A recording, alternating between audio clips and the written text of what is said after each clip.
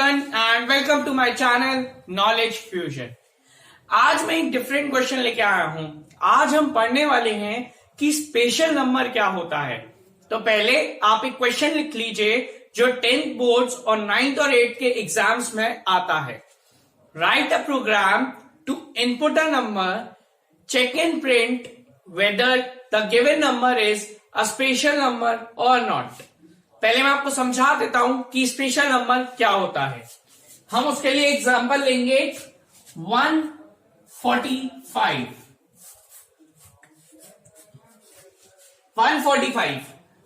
1 का factorial plus 4 का factorial plus 5 का फैक्टोरियल। अब आपको यही नहीं समझ में आया होगा कि फैक्टोरियल होता क्या है, तो पहले मैं आपको समझा दूं कि फैक्टोरियल क्या होता है। 5 का फैक्टोरियल का मतलब है 5 से लेके 1 तक के सारे नंबर्स का multiply. 5 into 4 into 3 into 2 into 1। 4 के फैक्टोरियल का मतलब क्या है? 4 इंटू 3 इंटू 2 इंटू 1। ये होता है फैक्टोरियल का मतलब। अब हमें क्या करना है, इन तीनों के फैक्टोरियल्स का सम निकालना है। 1 का फैक्टोरियल आता है 1।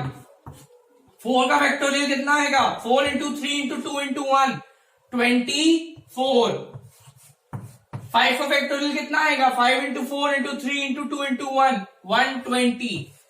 जब आप इन तीनों का सम करेंगे तो 145 आएगा। यानी कि नंबर की डिजिट्स के फैक्टोरियल का सम अगर नंबर के इक्वल है तो हम उसे बोलते हैं कि वो एक स्पेशल नंबर है। तो अब हम इसे कैसे जावा में कोड करेंगे वो मैं आपको दिखाऊंगा।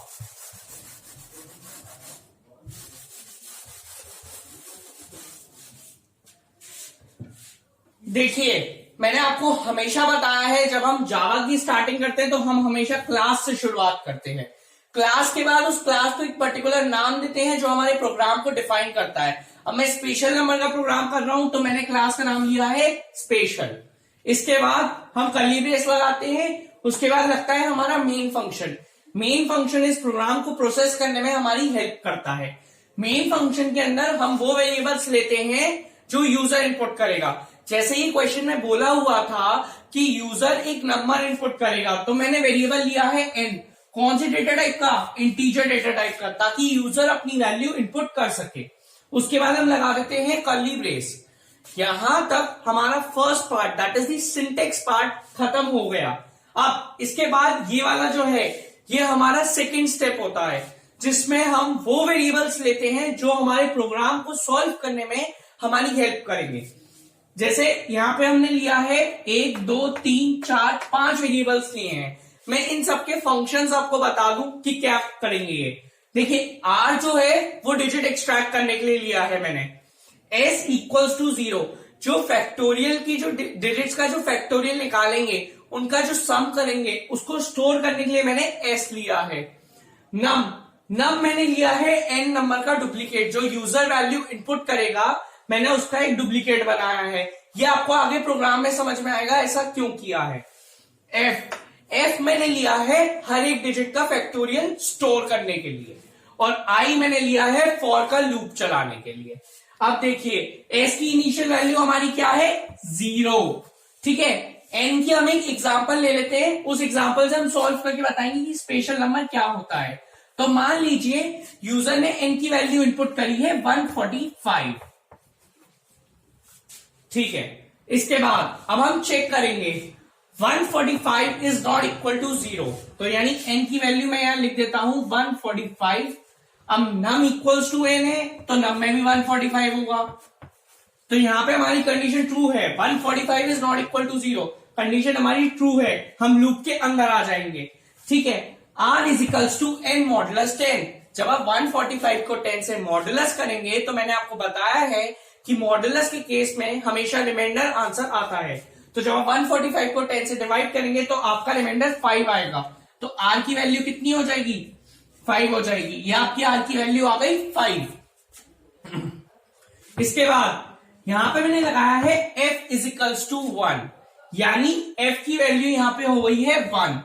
ये मैंने क्यों लगाया है, क्योंकि हमें जब फैक्टोरियल निकालना होता है तो हमें चीजों को मल्टीप्लाई करना होता है। अगर मैं यहाँ पे 0 रख दूंगा और 0 को किसी भी चीज से मल्टीप्लाई करूंगा तो हमेशा आंसर 0 आएगा। इसलिए हमेशा जब मल्टीप्लाई करना होता है तो हम इनिशियल वैल्यू 1 लेते हैं। अब इसके बाद मैं 1 से लेके r तक का लूप चलाया है। क्यों? मुझे 5 का फैक्टोरियल निकालना है। 5 का फैक्टोरियल कैसे निकलेगा? 5 का फैक्टोरियल मैंने आपको बताया था 5 इंटू 4 इंटू 3 इंटू 2 इंटू 1, यानी इन सब नंबर्स का मल्टीप्लाई करना है। तो इसलिए मैंने 1 से लेके 5 तक का लूप चलाया है। अब 1 is lesser than equals to 5, condition हमारी ट्रू है। अंदर आएंगे, f is equals to f into i. आपकी f की वैल्यू क्या है? 1। 1 इंटू 1, f की वैल्यू क्या हो गई? 1। ये 1 कट के f की वैल्यू हो जाएगी 1। इसके बाद अब यहां से आप वापस ऊपर जाएंगे, ये लूप इधर से आपका इधर जाएगा। i प्लस प्लस, आई की वैल्यू आपकी क्या थी? 1 थी। अब आपकी आई की वैल्यू कितनी हो जाएगी? 2 हो जाएगी। अब चेक करेगा, 2 is lesser than equals to 5, condition हमारी ट्रू है। हम अंदर आएंगे, f इंटू आई फिर से करेंगे। f की वैल्यू आपकी क्या है? 1। i की वैल्यू क्या है? 2। तो 1 इंटू 2 तो f में क्या स्टोर हो जाएगा? 2 स्टोर हो जाएगा। इसके बाद हम यहां से फिर ऊपर आएंगे, फिर से i की वैल्यू 1 से प्लस होगी, तो i की वैल्यू 2 कट के क्या हो जाएगी? 3 हो जाएगी। फिर से चेक करेंगे, क्या 3 is lesser than equals to 5, condition हमारी ट्रू है। हाँ ट्रू है। अंदर आएंगे, f is equals to f into i. आपकी f की वैल्यू क्या है? 2। i की वैल्यू क्या है? 3। 2 इंटू 3, f की वैल्यू क्या हो गई? 6। तो ये 2 काट के आप 6 लिख देंगे। इसके बाद आप यहां से वापस ऊपर जाएंगे, i प्लस प्लस, आई की वैल्यू क्या हो जाएगी? 4। चेक करेंगे, 4 is lesser than equals to 5, condition हमारी ट्रू है। हम वापस अंदर आएंगे, f की वैल्यू क्या है? 6। i की वैल्यू क्या है? 4।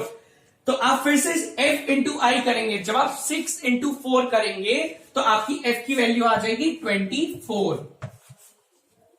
आप यहां से वापस ऊपर जाएंगे, i प्लस प्लस, आई की वैल्यू क्या हो जाएगी? आई की वैल्यू 4 कट के 5 हो जाएगी। फिर से आप चेक करेंगे, 5 is lesser than equal to 5। हाँ, लेसर तो नहीं है पर इक्वल है। ठीक है, तो वापस अंदर आएंगे, आपकी f की वैल्यू क्या है? 24 और i की वैल्यू क्या है? 5। 24 इंटू 5 कितना हो जाएगा? 120। आपकी f की वैल्यू क्या हो जाएगी? 120। ठीक है, आप यहां से ऊपर जाएंगे, i की वैल्यू क्या हो जाएगी? 6 हो जाएगी। अब आप चेक करेंगे, क्या 6 is lesser than equals to 5? नहीं, यहां पे आपकी कंडीशन हो गई फॉल्स। तो आप यहां से बाहर आ जाएंगे इधर, s is equals to s plus f। आपकी s की वैल्यू क्या है? 0। 0 में आपको क्या ऐड करना है? f ऐड करना है, यानी 120 ऐड करना है। तो ये हो गया 0 प्लस 120, तो 0 कट के कितना हो जाएगा? ये 120 हो जाएगा। ठीक है, या फिर आप इसको ऐसे भी लिख सकते हैं, या फिर आप इसको लिख सकते हैं 0 प्लस 120। ठीक है, अब यहां इसके बाद n is equals to n divided by 10। अब जैसे जैसे आपकी जो वैल्यू है वो एक्सट्रैक्ट हो रही है डिजिट्स, तो नंबर उतना ही छोटा होता जाएगा। तो मैं 145 को, क्योंकि आपके n की वैल्यू क्या है? 145 है। 145 को जब मैं 10 से डिवाइड करूंगा तो 14 टाइम्स आपका क्वेश्चन आएगा। तो आपकी n की वैल्यू कितनी हो जाएगी? 14। ठीक है, यहां से अब आप वापस ये यहां पे आ गए। ठीक है, अब आप फिर से चेक करेंगे, क्या 14 इज नॉट इक्वल टू 0 है? आपकी कंडीशन अभी भी ट्रू है। आप अंदर आएंगे, r is equals to n modulus 10।